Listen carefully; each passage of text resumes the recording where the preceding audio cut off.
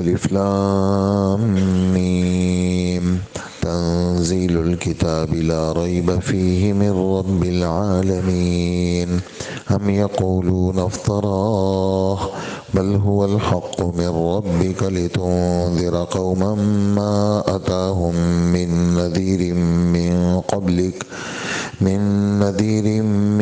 قبلك لعلهم يهتدون صدق اللہ العظیم۔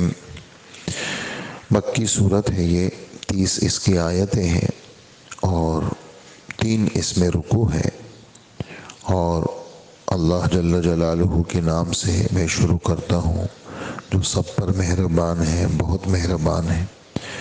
الف لام میم، اس کا مطلب اللہ کو معلوم ہے، اور یہ رب العالمین کی طرف سے ایسی کتاب اتاری گئی ہے جس کتاب کے اندر کسی قسم کا کوئی شک شبہ نہیں ہے۔ کافر لوگ اس کے بارے میں یہ کہتے ہیں کہ ان کو، یعنی اس کتاب کو اس پیغمبر نے اپنی طرف سے بنایا ہے، بلکہ یہ کتاب سچی کتاب ہے، تیرے رب کی طرف سے آئی ہے، تاکہ آپ ایسے لوگوں کو ڈرائیں، خبردار کریں جن کے پاس آپ سے پہلے کوئی پیغمبر ڈرانے والا نہیں آیا، اور یہ اس لیے آپ ان کو ڈرائیں تاکہ یہ لوگ صحیح راستے پر آ جائیں۔ یہ 3 آیتیں ہیں جس کا ترجمہ آپ حضرات نے سنا۔ یہ صورت مکی صورت ہے، ہجرت سے پہلے نازل ہوئی، اور 3 اس کے بنیادی بڑے مضامین ہیں۔ ایک اللہ کی عظمت، اللہ کی بڑائی، اللہ کی کبریائی کا بیان ہے۔ دوسرا رسالت کا بیان ہے۔ تیسرا قیامت کے دن پیشی کا بیان ہے، اللہ کے سامنے حاضری کا بیان ہے۔ تو گویا کہ ان تینوں کا تعلق ہمارے عقیدے کے ساتھ ہے۔ پھر یہ جو صورت ہے، حضور صلی اللہ علیہ وآلہ وسلم رات سونے سے پہلے ان 2 صورتوں کا معمول تھا۔ ایک یہ والی صورت جو بھی آپ سن رہے ہیں 21ویں پارے میں ہے، اور ایک صورت سورہ ملک کے بارے میں آتا ہے کہ قرآن پاک میں 30 آیتوں کی ایک صورت ہے، جو اس کو روزانہ پڑھے گا اللہ پاک اس کو قبر کے عذاب سے بچائیں گے۔ اور ان صورتوں میں یہ والی صورت جمعے والے دن اللہ کے رسول صلی اللہ علیہ وسلم کثرت سے فجر کی نماز کے اندر پہلی رکعت میں یہ صورت پڑھتے تھے، اور دوسری رکعت کے اندر سورہ دہر پڑھتے تھے۔ اور اس صورت میں چونکہ سجدے کا بیان ہے، تو جو بھی سجدے والی آیت کو سنتا ہے یا سجدے والی آیت کو پڑھتا ہے، اس پر آیت سجدہ یعنی کی پڑھنے کی وجہ سے ایک سجدہ تلاوت واجب ہوتا ہے۔ اب یہ صورت، اس کا شروع کا ترجمہ بالکل واضح ہے، صرف ایک بات اس میں پیش کرنی ہے تفصیل کے ساتھ۔ ایک تو مطلب جو ترجمہ واضح ہے کہ الف لام میم کا مطلب اللہ کے سوا کوئی نہیں جانتا۔ باقی یہ جو کتاب ہے یہ اللہ کی طرف سے اتاری گئی ہے، اس کو کسی نے نہیں اتارا، اور اس کا معجز ہونا، یعنی یہ کتاب لوگوں کو عاجز کر رہی ہے۔ اس کتاب جیسے لانے کے لیے بڑے بڑے فصیح اور بلیغ لوگوں نے ایڑی چوٹی کا زور لگایا، لیکن اس کتاب کی کوئی صورت بنا کر کے نہیں لا سکے، جبکہ قرآن پاک کے اندر اللہ پاک نے اس کو چیلنج کیا بار بار، وَإِن كُنتُمْ فِي رَيْبٍ مِّمَّا نَزَّلْنَا عَلَىٰ عَبْدِنَا فَأْتُوا بِسُورَةٍ مِّن مِّثْلِهِ وَادْعُوا شُهَدَاءَكُم مِّن دُونِ اللَّهِ إِن كُنتُمْ صَادِقِينَ۔ اگر تمہیں ہماری اس کتاب کے اندر ایک کافر و شک ہے تو اس کی ایک چھوٹی سی صورت بنا کر کے لے آؤ، اور اپنے مددگاروں کو بھی بلا کے لاؤ۔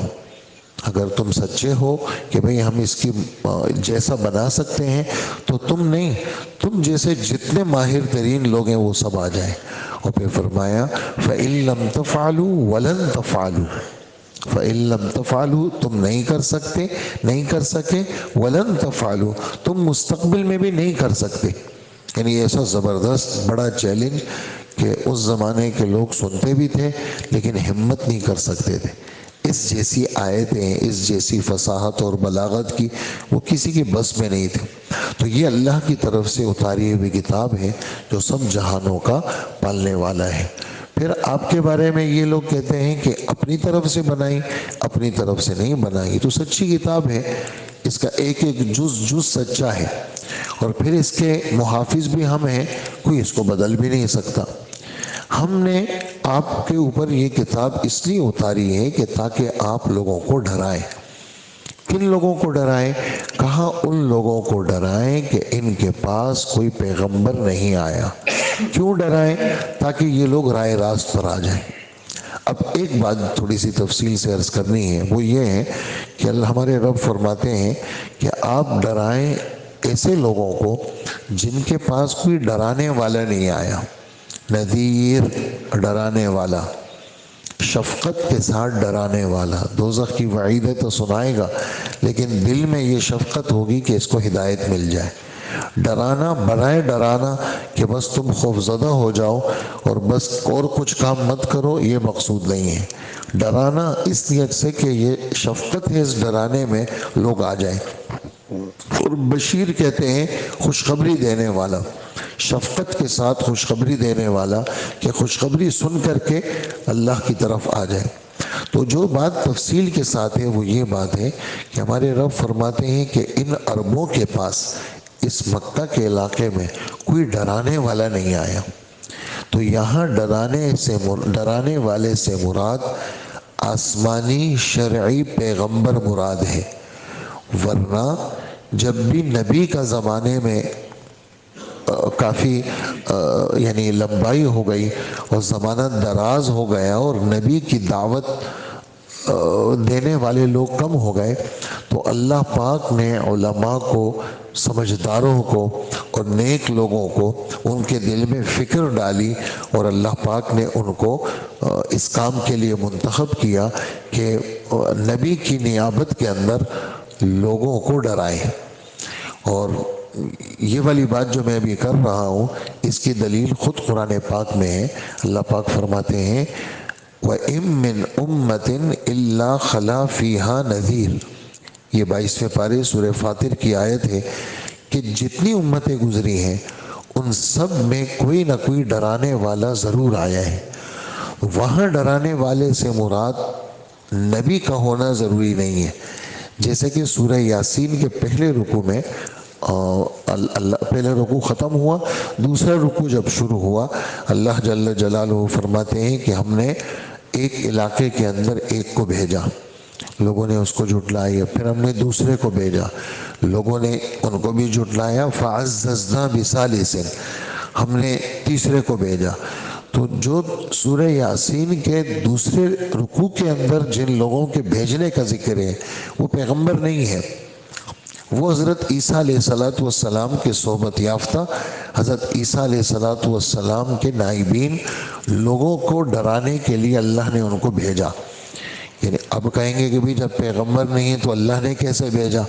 اللہ تو وحی پیغمبر پہ ڈالتے ہیں، پیغمبر تو یہاں پر وحی کا مطلب ایسا جبرائیل علیہ السلام کا بھیجنا مراد نہیں ہے، بلکہ جیسے حضرت لقمان کے دل میں اللہ نے باتیں ڈالی ایسے ہی یہاں الہام مراد ہے کہ اللہ پاک نے اپنے ان بندوں کے دلوں میں ڈالا کہ اس علاقے میں جائیں اور جہاں جا کر کے تبلیغ کریں اور لوگوں کو توحید کی دعوت دیں۔ تو ہر زمانے کے اندر اللہ پاک نے کبھی بھی توحید کی دعوت کو ختم نہیں کیا، اور یہاں پر فرمایا، اور سورہ یاسین کے اندر بھی ہے یاسین والقرآن الحکیم انک لمن المرسلین علی صراط مستقیم تنزیل العزیز الرحیم لتنذر قوما ما انذر آباؤہم فہم غافلون۔ آپ ایسی قوم کو ڈرائیں کہ ان کے آباء و اجداد کو کسی نے نہیں ڈرایا۔ یہاں پر بھی یہی مراد ہے کہ نبی نہیں آیا، باقی ڈرانے کے لیے لوگ موجود تھے۔ اب اس کی دلیل کیا ہے؟ اس کی دلیل آپ کے سامنے میں پیش کرتا ہوں کہ مکہ مکرمہ کے اندر عرب لوگ کتنے گئے گزرے تھے، لیکن حضرت ابراہیم علیہ السلام کی تعلیمات وہاں باقی تھی، ختنہ لوگ کرتے تھے، ختنہ لوگ کرتے تھے۔ اسی طرح بت پرستی سے بیزار لوگ بھی موجود تھے، آپ پر جب وحی اتری آپ بہت بے قرار تھے، حضرت خدیجہ آپ کو لے گئی اپنے چچا زاد بھائی ورقہ ابن نوفل کے پاس۔ یہ ورقہ ابن نوفل مکہ کے رہنے والے عرب تھے، لیکن آپ سے پہلے یعنی اللہ کے رسول سے پہلے دین برحق عیسائی دین تھا۔ یہ ورقہ عرب ہو کر کے عیسائی ہو چکا تھا، اور تو انجیل کا ترجمہ عربی زبان میں کر کے لوگوں کو توحید کی تعلیم دیتا تھا۔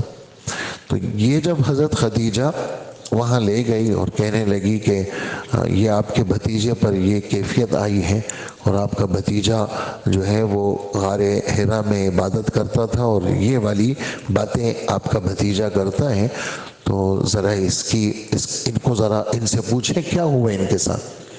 تو حضور صلی اللہ علیہ وسلم نے جب ورقہ ابن نوفل کو قصہ سنایا تو ورقہ نے کہا ہاں یہ وہی جبرائیل ہے۔ انہوں نے جو اس وقت نام لیا اس کا نام تھا ناموس، یہ وہی ناموس ہے، یعنی اللہ کا فرشتہ ہے جو موسیٰ علیہ السلام کے پاس بھی آیا، پیغمبروں کے پاس بھی آیا، اور وہ ان کے پاس بھی آیا ہے، اور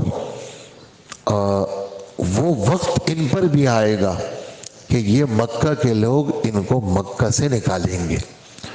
تو اب اللہ کے رسول پریشان ہو گئے، اچھا یہ لوگ مجھے یہاں سے نکالیں گے؟ ورقہ نے کہا ہاں نکالیں گے، اس لیے کہ آپ جیسی بات جس شخص نے بھی کہی ہے لوگ اس کے مخالف ہوئے ہیں یا آپ کے مخالف بنیں گے۔ اور کاش، میں تو اس وقت بہت بوڑھا ہوں، کاش جس وقت آپ یہ اعلان کریں گے اور آپ لوگوں کی طرف دعوت دیں گے، کاش اس وقت میں زندہ ہوتا اور میں طاقتور ہوتا تو میں آپ کی بھرپور مدد کرتا۔ یہ بخاری شریف کے پہلے صفحے میں ہے یہ بات جو میں آپ کو سنا رہا ہوں اس وقت، یہ سب سیرت کی کتابوں میں ہے، ابھی کو سچا واقعہ ہے، میں آپ کی پکی مدد کرتا۔ کچھ دنوں کے بعد یہ والی باتیں کر کے کچھ دنوں کے بعد ورقہ ابن نوفل کا انتقال ہوا۔ بعد میں کسی نے خواب میں دیکھا کہ ہم نے ورقہ ابن نوفل کو خواب میں دیکھا سفید کپڑوں میں، تو حضور صلی اللہ علیہ وسلم نے فرمایا ورقہ ابن نوفل اسلام کی حالت میں انتقال ہوا ہے، حالانکہ حضور نے ابھی دعوت شروع نہیں کی۔ تو یہ ورقہ کیسے مسلمان ہوا؟ تو لازمی بات ہے کہ عیسیٰ علیہ السلام کے نائبین کی دعوت کی برکت سے مسلمان ہوا۔ اسی طرح دوسرا قصہ حضور کے 10 مبشرہ صحابہ میں سعید ابن زید ابن عمر ابن نفیل، یہ 10 مبشرہ میں ان کے والد زید ابن عمر ابن نفیل، یہ حضور کے آنے سے پہلے لوگوں کو بت پرستی سے روکتے تھے، اور جو بتوں کے نام پر لوگ جانور ذبح کرتے تھے یہ زید نہیں کھاتے تھے، اور ان کی بت پرستی سے بیزار تھے، اور اللہ کے رسول سے ملاقات بھی ہوئی تھی، لیکن حضور اس وقت نبی نہیں تھے۔ اللہ کے رسول صلی اللہ علیہ وسلم کو بعد میں نبوت ملی اور زید کا پہلے انتقال ہوا، لیکن زید لوگوں کو دعوت دیتے تھے، لوگوں کو برائیوں سے منع کرتے تھے۔ ان کے بیٹے سعید، اللہ نے ان کو 10 مبشرہ، وہ 10 صحابہ جن کو دنیا میں جنت کی خوشخبری ملی اس میں بنائے۔ اس سعید نے اب اللہ کے رسول سے پوچھا کہ میرے والد تو آپ کا زمانہ نہیں پایا، کیا میں اپنے والد کے لیے دعا کر سکتا ہوں، ایصال ثواب کر سکتا ہوں؟ حضور صلی اللہ علیہ وسلم نے فرمایا ہاں، وہ حالت اسلام میں مرا تھا۔